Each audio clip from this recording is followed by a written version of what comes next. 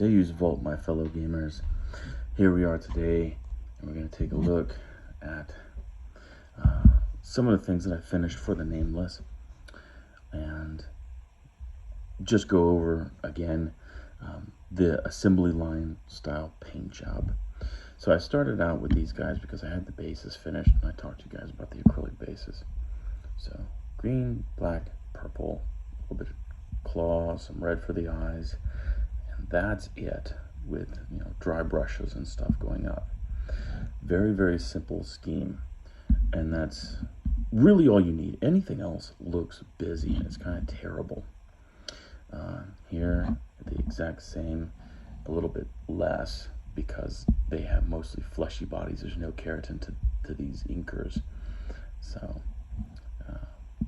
just gloss coat with the varnish, the ard coat. If they changed it, I don't know, but they changed the name of it. But I just did little black spots on these guys to help tie them in with the rest of the army. And these scuttlers, they're just very extremely simple little bitty guys, and it just turned out creepy. And so it was assembly line style for all this stuff, basically. Once I started one model, I cranked it through. These guys, one was the test model for the entire faction, actually. So I just wanted to get them mounted and done. So now that I've done these little ones, I can move on to doing the bigger models, the man-sized infantry models. But I decided to take a little bit of a break from the tinies, and before I get started in on the vanilla models, I wanted to do my Bathomite here. So you have to plan out your paint job. It's the main thing.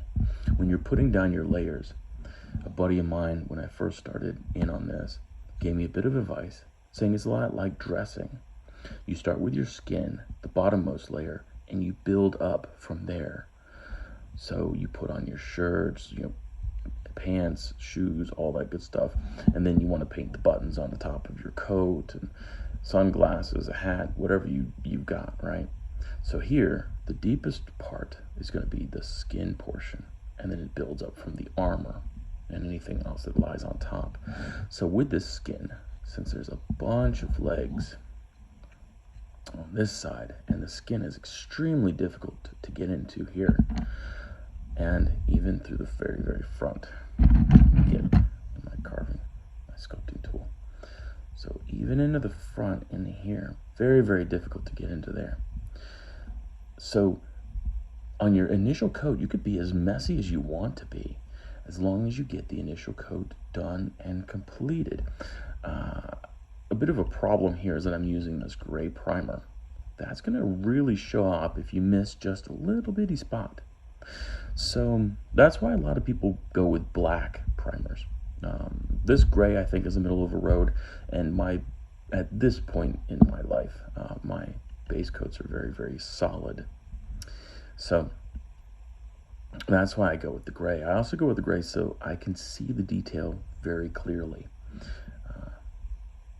And I've got all the time that I could want to paint models, so I'm not rushing. I'm not trying to be a fly-by-night paint service.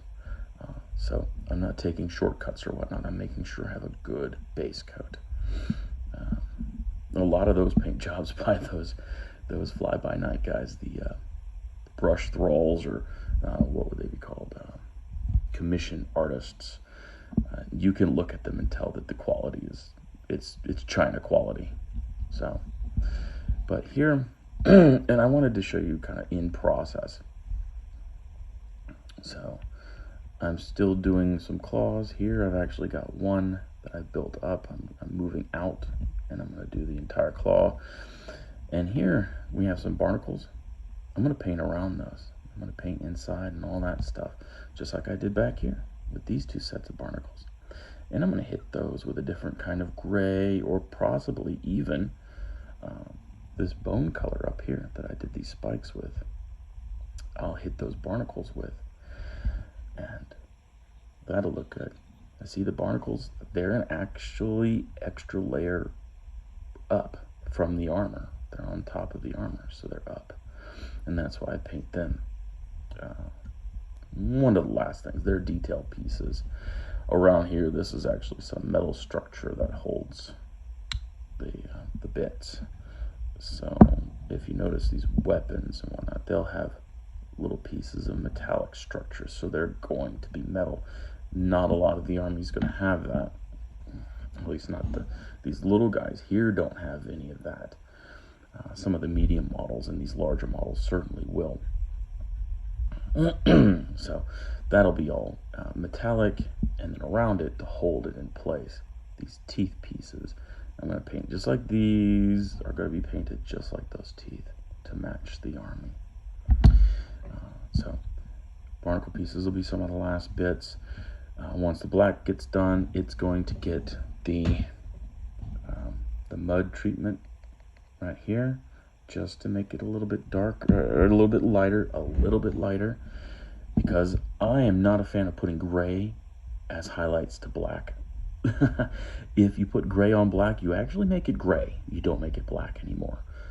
Black should stay black, should be dark. That's my own opinion. That's how I do things. So I'm just putting enough of that mud to make that pop, and that's it. I don't want to change the base color. To me, these guys are kind of like the mixture of scorpions and shellfish. So that's why I went with the black. The black is nice to cover it. It's a good chitin color for living creatures. I just think, and yes, there are some red crabs in the world. There's that famous infestation of little red fiddler crabs. They cover the streets and cars and all that good stuff for a few weeks in a year. Forget where that's at, but it's in the Caribbean, I believe.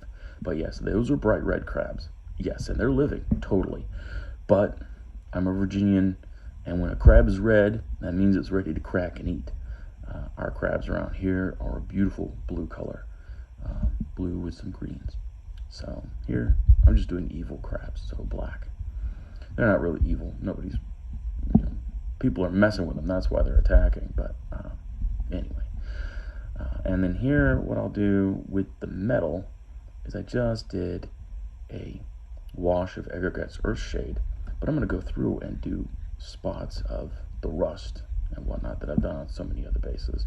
And it's just to make it interesting. And of course, I'll put the tufts, little grass tufts, on the model. So, just to make it nice. And I mean, these are very simple models. This guy is actually, when you look at him, most of his work is done. The detail work is going to be nothing. It's actually fun to do it. Doing the base rim here black, like I've done everything else here, that takes more time than really, finishing up the detail work is going to take. And I guess maybe because it's fun. When you start to get to the details, the miniature comes to life. You get to see how cool it actually looks. So I might hit the tail with another dry brush of something. But aside from that, this big guy is mostly done. And it's not going to take any time to get those other big models, I say big, the infantry models done for this. And of course, I'm going to paint these things. Since they're magnetized, I'm going to put them on the end of something. Maybe something like that. And I can paint that freely without having to touch the model. And that goes with these guys. This being a crystal, I'm going to have to use some different techniques on that.